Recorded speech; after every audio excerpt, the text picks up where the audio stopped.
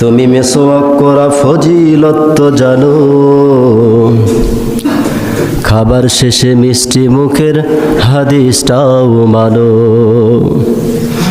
শুধু হক কথাটা উচ্চ স্বরে বলতে পারো না, অন্যায় দেখে বারুদ হয়ে জ্বলতে পারো না। শুধু হক কথাটা উচ্চ স্বরে বলতে পারো না, অন্যায় দেখে বারুদ হয়ে জ্বলতে পারো না। কেমন মুসলমান তুমি একটু ভাবো না, কেমন তোমার ঈমান একটু বলো না। তুমি যেই কালেমার দাওয়াত দিলে বুকেতে নাই তুলে, দেখো সেই কালেমার দাওয়াত দিয়ে কতজন আজ জেলে। তুমি যেই কোরআনের ওয়াজ করলে হাদিয়া তোফা মিলে, দেখো সেই কোরআনের ব্যাখ্যা লিখে কেউ ফাঁসিতে ঝুলে। তুমি দুনিয়ার মোহে জীবনের মায়া ছাড়তে পারো না, প্রভু রাহে প্রাণ বিলিয়ে দিতে জানো না। কেমন মুসলমান তুমি একটু বলো না, কেমন তোমার ঈমান একটু ভাবো না। দ্বিতীয় নাম্বার প্রশ্ন হলো আমিরুল মুমিনিন ও খলিফাতুল মুসলিমিন উমর। পৃথিবীর কোন এমন স্থান আছে যেখানে সূর্যের আলো একবার পড়েছে জিন্দেগিতে কোনোদিন আর পড়বে না? ও আমিরুল মুমিনিন খলিফাতুল মুসলিমিন, তিন নাম্বার প্রশ্ন হলো তোমার কাছে, সে কয়েদিকে যার কয়েদখানার ভিতরে নিঃশ্বাস নেওয়ার কোনো পারমিশন নাই, আর কয়েদি নিঃশ্বাস ছাড়াই দীর্ঘদিন কারাগারের ভিতর জীবিত থাকে। সুবহানাল্লাহ। আমিরুল মুমিনিন খলিফাতুল মুসলিমিন, তোমার কাছে চার নাম্বার প্রশ্ন হলো, সেটা কোন কবর যার কবরটাও জীবিত, কবরের ভিতরে যে থাকে সেও জীবিত, কবর তাকে বের করে দিল, সে পুনরায় দুনিয়ার জমিনে আসার পরে দীর্ঘদিন যাবৎ বেঁচে থাকলো। আমিরুল মুমিনিন খলিফাতুল মুসলিমিন চারখানা প্রশ্ন দিলাম, আশা করি কোরআন হাদিস দিয়া প্রশ্নের অ্যান্সার দিয়ে দিবে। সুবহানাল্লাহ পড়েন, সুবহানাল্লাহ পড়েন। আমাদের জানা আছে বোধহয়, আছে না? জানা আছে না? আও কাল্লাযী মাররা আলা ক্বরিয়াতিন ওয়া হিয়া খাবিয়াতুন আলা উরুশিহা ক্বালা আন্না ইউহয়ী হাযিহিল্লাহু বা'দা মাউতিহা ফামাতাহুল্লাহু মিয়াতা আমিন সুম্মা বা'সাহু ক্বালা কাম লাবিস্তা ক্বালা লাবিস্তু ইয়াওমান আও বা'দা ইয়াওম। দুনিয়ার জমিন থেকে মানুষ মরণশীল, সবাইকে মৃত্যুর স্বাদ গ্রহণ করা লাগবে, পুনরুত্থান হতে হবে আল্লাহর কাছে, আল্লাহর কাছে যেতে হবে। যদিও মানুষ তা অস্বীকার করে, জান্নাত অথবা জাহান্নাম মানুষের ভাগ্যের ভিতরে লিপিবদ্ধ থাকবে। দুনিয়ার মানুষেরা এরকম পরিস্থিতির শিকার হবে। আও কাল্লাযী শব্দের অর্থের বহু বচনে নিয়ে আসছেন, বা এই আয়াতে কারিমার তাফসিরে কেরাম নিয়ে আসছেন। আল্লাহর দুইজন বান্দা ছিল, ওই যে একই মায়ের পেটে যমজ দুই ভাই জন্মগ্রহণ করলো, একই দিনে মৃত্যুবরণ করলো, অথচ এক ভাই অপর ভাইয়ের চাইতে কত বছর বয়স? 100 বছর। তাদের ব্যবধান, বয়সের ব্যবধান কত বছর? এটা কি সম্ভব? যমজ ভাই জন্মগ্রহণ করছে, একদিনই মৃত্যুবরণ করছে, অথচ এক ভাই অপর ভাইয়ের চাইতে 100 বছরের। এটা কেমন একটা কথা! আল্লাহু আকবার। আমিরুল মুমিনিন খলিফাতুল মুসলিমিন হযরত ওমর ফারুক রাদিয়াল্লাহু তাআলা আনহু আব্দুল্লাহ ইবনে আব্বাসকে ডাক দিলেন আর বললেন, আব্দুল্লাহ ইবনে আব্বাস রে, প্রশ্ন করেছে খ্রিস্টান বাদশা আমার কাছে, আশা করি প্রশ্নের অ্যান্সার তুমি কোরআন দিয়া হাদিস দিয়া সুন্দর করে বুঝাইয়া দিবা। চিঠিও তিনিও লিখলেন। এবার চিঠির প্রতি উত্তরে কি হওয়া দরকার, কোরআন দিয়া হাদিস দিয়া পত্র লেখা শুরু করলেন। সুবহানাল্লাহ। তিনি চেয়েছিলেন কোরআন এবং হাদিসের আলোকে আপনি আমার এই ব্যাখ্যার বিশ্লেষণ দিবেন, প্রশ্নগুলোর অ্যান্সার করবেন। আমিরুল মুমিনিন খলিফাতুল মুসলিমিন হযরত ইবনে আব্বাস রাদিয়াল্লাহু তাআলা আনহু যখন আমিরুল মুমিনিনের কাছে পারমিশন পেলেন, তিনি সুন্দর করে লেখা করলেন। তারা তো ওই দুইজন যমজ ভাই যাদেরকে আল্লাহ সুবহানাহু ওয়া তাআলা দুনিয়ার জমিনে একই দিনে পয়দা করেছিলেন, আবার একই দিনে মৃত্যুর স্বাদ গ্রহণ করাইছিলেন। সুবহানাল্লাহ। এরা ছিল দুইজন পয়গম্বর, একজন হচ্ছে হযরতে উযাইর আলাইহিস সালাতু ওয়াস সালাম, হযরতে উযাইব আলাইহিস সালাতু ওয়াস সালাম, মানে র আর ব, র আর উজাইর আর উজাইব দুইজন পয়গম্বর।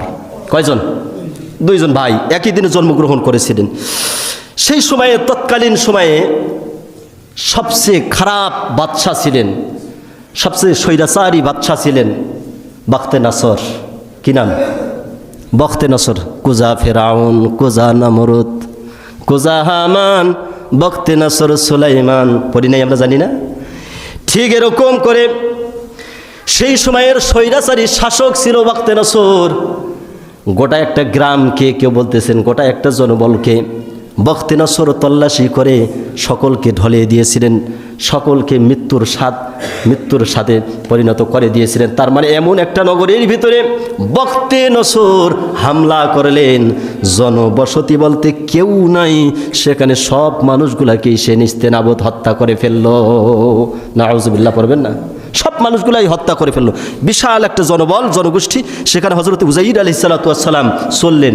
আও কাল্লাযী মাররা আলা ক্বরিয়াতিন ওয়া হিয়া খাবিয়াতুন আলা উরুশিহা ক্বালা আন্না ইউহয়ী হাযিহিল্লাহু বা'দা মাউতিহা فأماته الله 100 عام ثم بعثه قال كم لبثت قال لبثت يوما أو بعض يوم قال بل لبثت 100 عام فانظر إلى طعامك وشرابك لم يتسنى سبحان الله। বখতে নসর ওই গোটা জনবলটাকে, গোটা গোষ্ঠীটাকে কি করেছিলেন? হত্যা করে ফেলেছিলেন। সে কথাটা আল্লাহ সুবহানাহু ওয়া তাআলা হযরত উযাইর আলাইহিস সালাতু ওয়াস সালাম গাধার পিঠে চড়ে যাচ্ছিলেন, ওই নগরী বেয়ে যাচ্ছিলেন, আর আল্লাহকে বলতেছেন, আল্লাহ এই গোষ্ঠীটা বা এই জনবল কি আর কোনোদিন সম্ভব জাগ্রত হবে? আমার মনে হয় সেটা হচ্ছে ইসরাইল, সেটা হচ্ছে আপনার যেখানে বর্তমানে চলতেছে, যুদ্ধ চলতেছে, ফিলিস্তিন। এই জায়গাটার ভিতরে হযরত উযাইর আলাইহিস সালাতু ওয়াস সালাম যাচ্ছেন, গাধার পিঠে চড়ে যাচ্ছেন, আর দেখলেন যে সব মানুষকে কি করা হয়েছে? হত্যা করা হয়েছে। আমার কথা মনে হয় বুঝতেছেন আপনারা? বোঝা যাচ্ছে? সব মানুষগুলা, মানে গোটা নগরী, মনে করেন আপনাদের এই নেউলা গ্রামটাকে সব মানুষগুলাকে হত্যা করে ফেলছে, কেউ নাই, বেঁচে নেই। হযরত উযাইর আলাইহিস সালাতু ওয়াস সালাম আল্লাহর কাছে বলতেছে, আল্লাহ কোনো দিন কি সম্ভব এই নগরীটা আবার মানুষ দ্বারা ভরপুর হবে, এই নগরীটা আবার চাঙ্গা হবে? সুবহানাল্লাহ পড়বেন না? আল্লাহ সুবহানাহু ওয়া তাআলা তৎক্ষণাৎ হযরত উযাইর আলাইহিস সালাতু ওয়াস সালামকে শেষ করেছিলেন বা মেরে দিয়েছিলেন, মৃত্যুর স্বাদ দিয়ে দিলেন, সঙ্গে সঙ্গে তিনি ইন্তিকাল করলেন। সুবহানাল্লাহ পড়েন। আসলে দেখাবে, আল্লাহ সুবহানাহু ওয়া তাআলা দেখাবে যে এই নগরীকে আমি আবার চাঙ্গা করব, এই নগরী আবার মানুষ দ্বারা ভরপুর হবে, এই নগরীকে আমি আবার পুনরুত্থান করব। মানুষ জানবে না যেটা ওরা করতে চায় তার বিপরীতটা আমি করব। সুবহানাল্লাহ। হযরতে উযাইর আলাইহিস সালাতু ওয়াস সালাম, এটা বিশাল বড় কাহিনী। তাফসিরে কিরাম বলেছেন উযাইর আলাইহিস সালাতু ওয়াস সালাম মৃত্যুবরণ করলেন, সঙ্গে যে গাধা ছিল দীর্ঘকাল সেখানে ছিল, সেও মৃত্যুবরণ করলো। কিন্তু বাড়ির থেকে যখন উযাইর আলাইহিস সালাতু ওয়াস সালাম বের হয়ে আসছিলেন, বাড়ির ভিতরে তার একটা সন্তান ছিল, 10 বছর বয়স। কত বছর? 10 বছরের একটা সন্তান ছিল।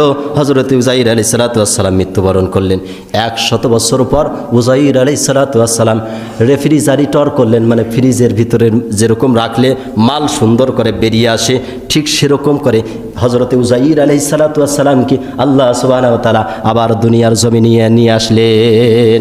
হযরত উযাইর আলাইহিস সালাতু ওয়াস সালাম জীবন পেলেন। এবার বলা হচ্ছে আও কাল্লাযী মাররা আলা ক্বরিয়াতিন ওয়া হিয়া খাবিয়াতুন আলা উরুশিহা ক্বালা আন্না ইউহয়ী হাযিহিল্লাহু বা'দা মাউতিহা ফাআমাতাহুল্লাহু 100 আমিন সুম্মা বা'আসাহু ক্বালা কাম লাবিস্তা ইয়াওমান আও বা'দা ইয়াওম। যখন মৃত্যু থেকে আবার পুনরুত্থান করা হলো, উযাইরকে জিজ্ঞাসা করা হলো, ও উযাইর, বলো তো কতদিন তুমি মৃত্যুবরণ বা কতদিন শুয়েছিলে?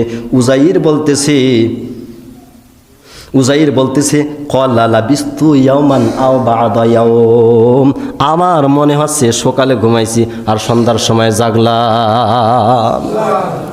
অথচ কত বছর চলে গেছে? কত বছর? 100 বছর অতিবাহিত হয়ে গেছে। আর এ বলছে আমার মনে হচ্ছে যে আমি সকালে ঘুমাইছি আর সন্ধ্যায় জাগতেছি, কেউ যেন মনে হয় আমার ডাকতেছে, কাঁচা ঘুম ভাঙতেছে আমার, এরকমটা মনে হচ্ছে। উযাইর, চিন্তা করো না, তোমার 1 বছর 1 দিন যায় নাই, বরং আল্লাহ সুবহানাহু ওয়া তাআলা তোমার এই ক্ষণিক সময়ের ভিতরে 100 বছর পার করে দিয়েছেন। হযরত উযাইর আলাইহিস সালাতু ওয়াস সালাম লক্ষ্য করে দেখলেন যেই জায়গার ভিতরে তার মৃত্যু হয়েছিল, সঙ্গে তার যে গাধা ছিল, খাদ্যর যে পটলা ছিল, সবগুলাই ভিনিশ হয়ে গিয়েছে। গাদার কিছু হাড় দেখা যায়, কিছু দেখা যায় না, ভিনিশ হয়ে গিয়েছে। দেখা যাবে 100 বছর থাকে, হাড্ডি থাকে, থাকে, 100 বছর থাকে। আর কিছু আছে কিছু নাই। হযরতে উযাইর বলতেছে, আল্লাহ এটা কেমন করে সম্ভব? এটা কি আমার গাধাটা নাকি? কয় হ্যাঁ এটা তোমার গাধা।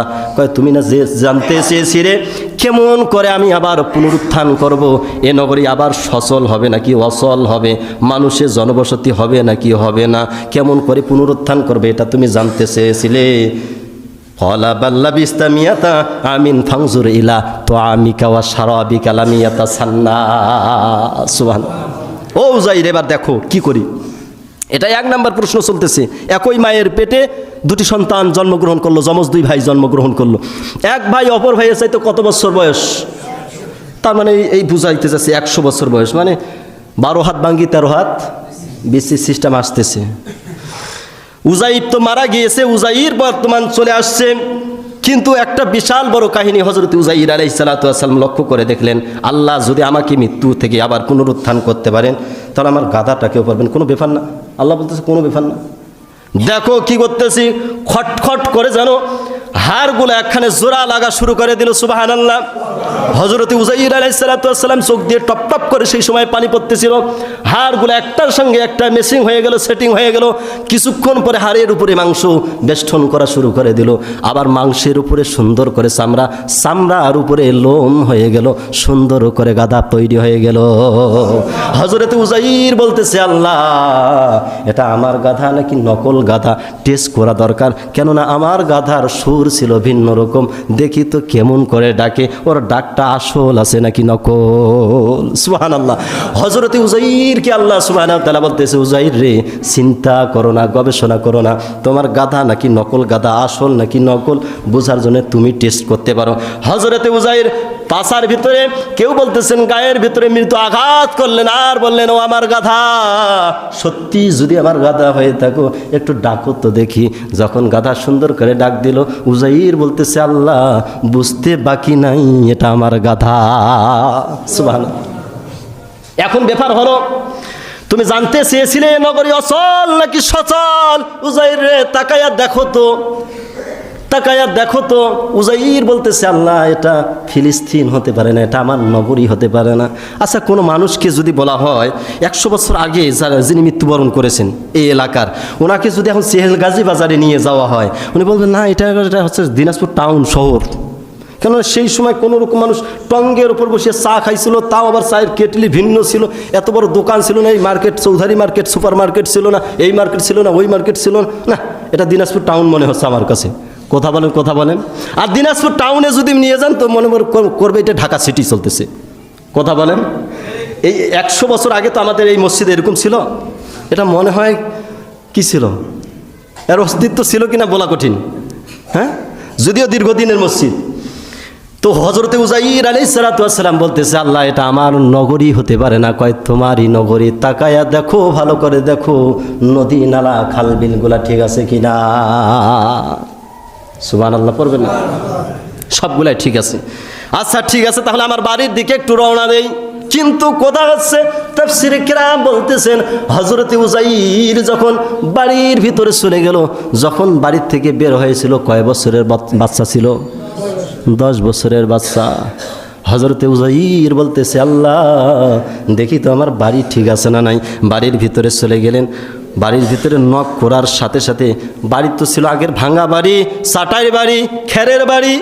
এ বাড়ি তো আর বাড়ি ওই বাড়ি নাই, এখন তো চাঙ্গা বাড়ি হয়ে গিয়েছে, খুব ভালো বাড়ি হয়ে গিয়েছে। বাড়ির ভিতরে যখন নক করেছে, একেবারে দাড়ি পাকা চুল পাকা একটা মুরব্বী চলে আসছে, সামনে চলে আসছে। কি বাবাজি কি চাই? কয় বেটা এটা হচ্ছে আমার বাড়ি, আর আমি হচ্ছে হযরতে উযাইর। বেটার বয়স এখন কত কত বছর? ও পোলা ছিল 10 বছর, 100 বছর ওই বয়সে অতিবাহিত হয়ে গেল। কত বছর বয়স হলো? তোমার মাথা মনে হয় খারাপ হয়ে গিয়েছে, স্ক্রু মনে হয় সব ঢিলা হয়ে গিয়েছে। উযাইরের বেটা হলাম আমি, আমার দাড়ি পেকে গিয়েছে, চুল পেকে গিয়েছে, আর তুমি মুরব্বী, কাঁচা দাড়ি কাঁচা চুল, স্ক্রু মনে হয় ঢিলা হয়ে গেছে।